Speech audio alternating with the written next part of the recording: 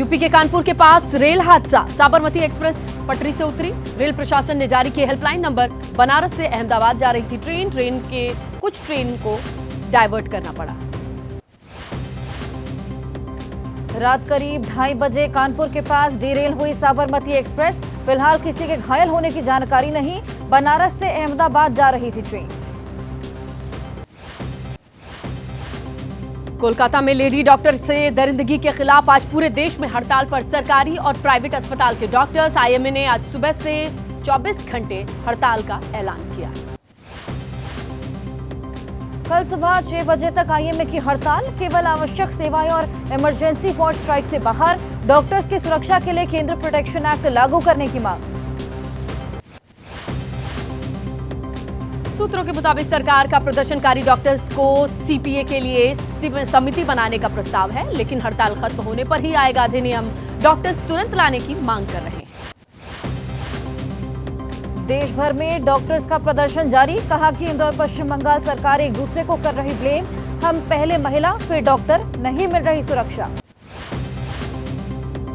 देश भर में अलग अलग जगहों पर डॉक्टर्स और अस्पताल कर्मचारियों का प्रदर्शन। कई शहरों में निकाला गया कैंडल मार्च। कोलकाता में ट्रेनी डॉक्टर की रेप और हत्या का विरोध देश भर में।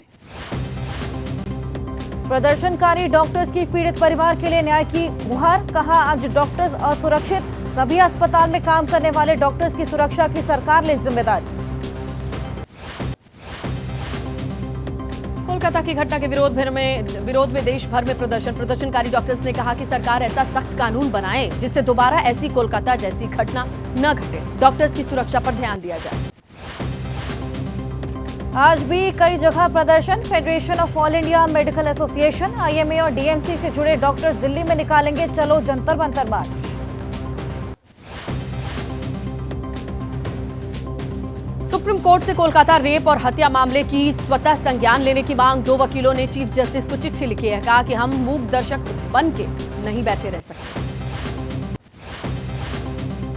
पीड़ित परिवार के मुताबिक अस्पताल में ट्रेनी डॉक्टर को थी कुछ दिक्कत। परिजनों ने कहा सीबीआई कर रही जांच, इसलिए कुछ बोलना ठीक नहीं। आंदोलन में शामिल सभी छात्र हमारे बच्चे जैसे। कोलकाता रेप मर्डर मामले में सीबीआई जांच तेज हो गई है। सूत्रों के मुताबिक पीड़ित परिवार के बयान के आधार पर भी पूर्व प्रिंसिपल से भी सवाल किए गए। अस्पताल प्रशासन के मीडिया को दिए गए बयान का आधार पूछा। सीबीआई की जांच का दायरा बढ़ा। वारदात के वक्त अस्पताल में तैनात गार्ड से सीबीआई ने की पूछताछ। आरजी कर अस्पताल के 13 कर्मचारियों को कोलकाता ऑफिस ले आई थी सीबीआई। सूत्रों के मुताबिक सीबीआई टीम ने रिक्रिएट किया क्राइम सीन। पीड़ित परिवार का कुछ लोगों पर शक, कुछ डॉक्टर्स और छात्रों को भी भेजने होंगे बयान के लिए। अस्पताल में गैर कानूनी गतिविधि की भी जांच। सीबीआई ने पीड़ित परिवार सहित 10 से ज्यादा लोगों के बयान लिए। सूत्रों के मुताबिक सीबीआई ने पूछताछ के लिए बनाई 30 से 35 लोगों की लिस्ट। जांच के रडार पर कोलकाता पुलिस के भी लोग। कोलकाता पुलिस ने माना पर्याप्त सुरक्षा व्यवस्था के बावजूद अस्पताल परिसर में बाहर के प्रदर्शनकारियों के हिंसक होने की उम्मीद नहीं थी। पुलिस कमिश्नर ने कहा कि हम किसी को नहीं बचा रहे। कोलकाता पुलिस के कमिश्नर ने कहा अस्वाभाविक मौत दर्ज करने का मतलब ये नहीं कि पुलिस अपराध को बता रही है आत्महत्या। देश की हर जांच एजेंसी अपनाती है यही मानक प्रक्रिया। कोलकाता पुलिस का दावा, बहुत सारी फैल रही हैं अफवाहें। हमने परिवार को नहीं कहा कि पीड़िता ने की आत्महत्या। जांच में पारदर्शिता को लेकर शक नहीं, सब कुछ केंद्रीय जांच एजेंसी के पास है। कोलकाता के आरजी कर मेडिकल कॉलेज और अस्पताल में तोड़फोड़ का मामला। पुलिस ने 25 लोगों को गिरफ्तार किया। गुरुवार रात अस्पताल में उपद्रवियों ने जमकर तोड़फोड़ की थी। कोलकाता आरोपी के घर के पास रहने वाले रिश्तेदार खुद को बताने लगे हैं उसके पड़ोसी। गुनहगार को सजा नहीं मिलने पर नाराजगी। कहा संजय रोज शराब पीता था और पत्नी से झगड़ा करता था। कोलकाता मामले के आरोपी संजय रॉय की बहन ने कहा कि उसे अपराध की सजा मिले। सबसे बड़ा दुख, आखिर भाई ने इतना गंदा काम क्यों किया। सरकार जो भी सजा दे हमें मंजूर होगी।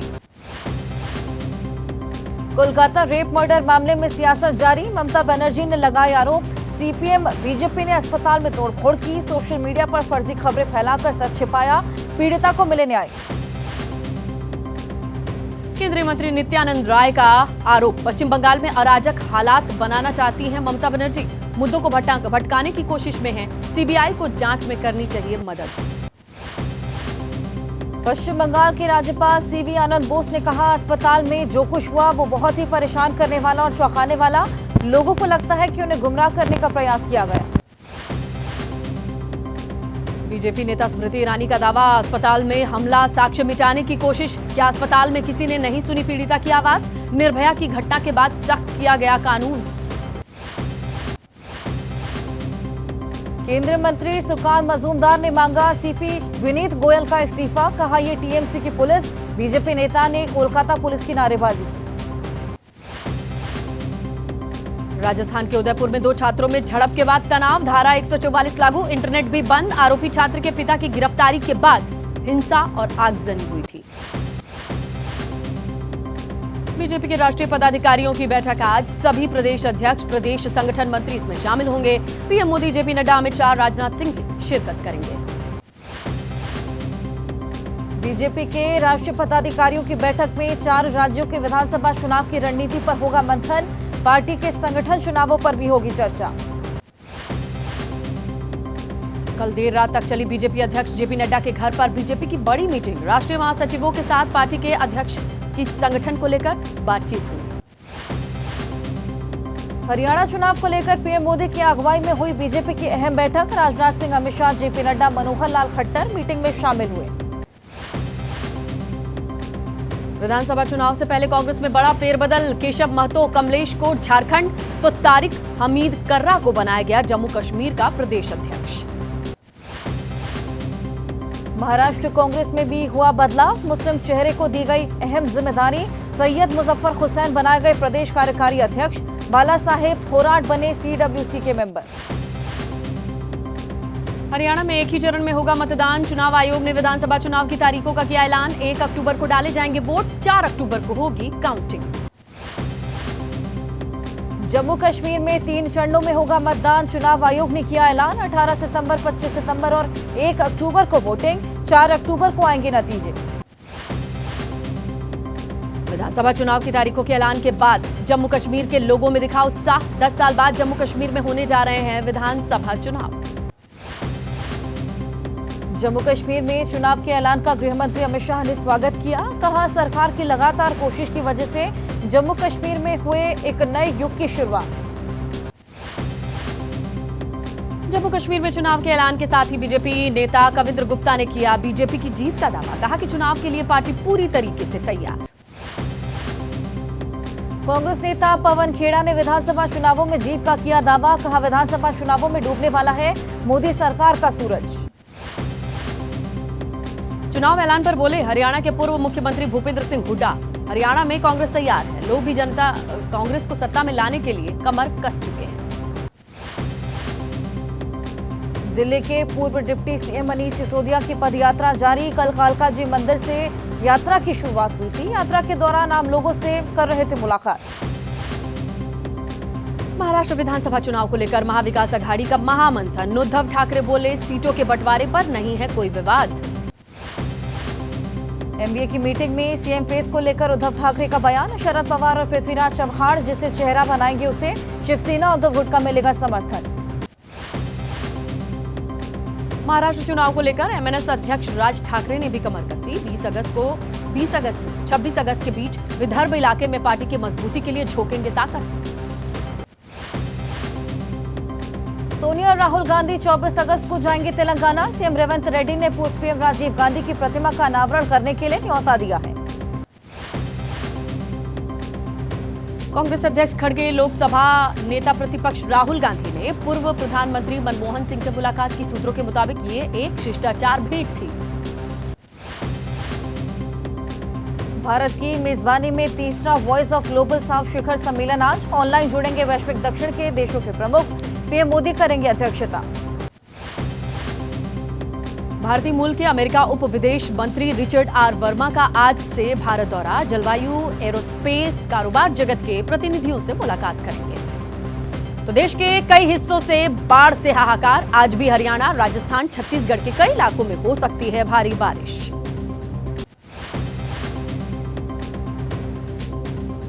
बिहार के राघोपुर पहुंचे तेजस्वी यादव। नाम पर बैठकर अपने विधानसभा क्षेत्र में आई बाढ़ का जायजा लिया। गंगा और गंडक नदी के जलस्तर बढ़ने से तेजी से हो रहा कटाव। बिहार के माधोपुरा में भी बाढ़ का कहर जारी है। 2 दर्जन से अधिक स्कूल्स में पानी भर गया, सड़कें बंद हैं, लोगों की परेशानी बढ़ी हुई है। मध्य प्रदेश के नर्मदापुरम में तवा डैम का बड़ा जलस्तर। डैम के 5 गेट खोले गए। आसपास के इलाकों में बाढ़ का खतरा। मध्य प्रदेश के शिवपुरी में उफान पर सिंध नदी में फंसे बाइक सवार मां बेटे को आसपास मौजूद लोगों ने नदी में कूदकर इन दोनों की जान बचाई। जयपुर के भागी तहसील में बांध टूटने से मचा कोहराम। स्कूलों में फंसे 37 बच्चे और 6 स्टाफ को एसडीआरएफ की टीम ने बचाया। हिमाचल के रामपुर में बादल फटा, हाईवे का 30 मीटर हिस्सा धंसा। इलाके में बिजली भी गुल। राहत और बचाव के लिए प्रशासन की टीमें मौके पर रवाना। हिमाचल प्रदेश के किन्नौर के निगुलसरी में हाईवे धंसा। गाड़ियों की आवाजाही ठप। जान जोखिम में डालकर सड़क पार करने को मजबूर लोग। महाराष्ट्र के सोलापुर में जमकर बरसे बादल। निचले इलाकों में भरा बारिश का पानी। लोगों का घरों से निकलना हुआ मुश्किल। जयपुर में बारिश की वजह से 3 मंजिला मकान हुआ जर्जर। नगर निगम ने मकान खाली कराकर किया धराशायी। आसपास के मकानों को भी कराया गया खाली। उत्तराखंड के रुड़की में कबाड़ गोदाम में भीषण आग लग गई। फायर ब्रिगेड ने बड़ी मुशक्कत के बाद इस आग पर काबू पाया। लाखों का सामान जलकर खाक हो गया। पैरोल पर जोधपुर जेल से बाहर आएगा यौन शोषण का दोषी आसाराम।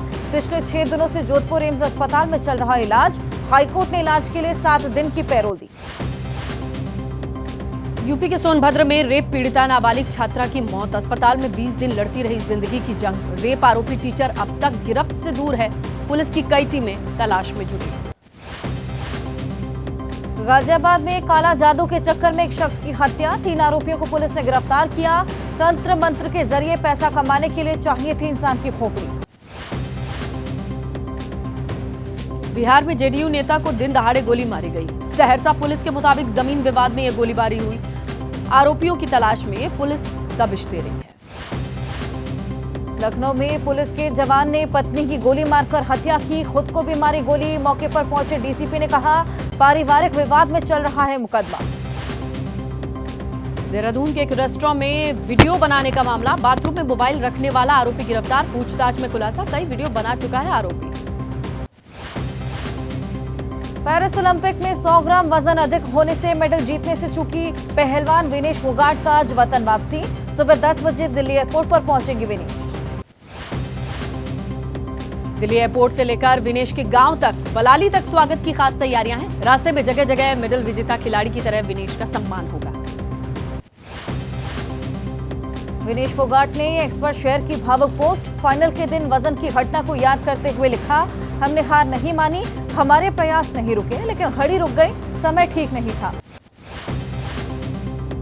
विनेश ने कहा कि हो सकता है कि मैं अलग अलग परिस्थितियों में खुद को 2032 तक खेलते हुए देख सकूं, क्योंकि मेरे भीतर संघर्ष और कुश्ती हमेशा रहेगी। पेरिस मेडल जीतने से चूकी विनेश कर चुकी हैं संन्यास का ऐलान।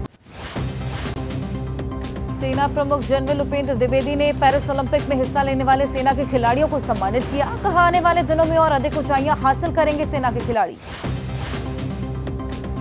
पेरिस ओलंपिक 2024 में भाग लेने वाले खिलाड़ियों से मिले प्रधानमंत्री नरेंद्र मोदी। कहा 2036 ओलंपिक के मेजबानी लेने के लिए तैयारी में है भारत।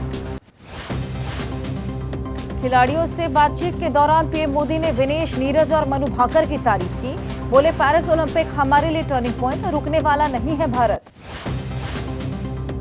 28 अगस्त से पेरिस ओलंपिक में पैरा ओलंपिक गेम्स का आगाज होगा। भारत से 84 सदस्यीय दल पैरा ओलंपिक्स में हिस्सा लेने के लिए पेरिस हुई रवाना।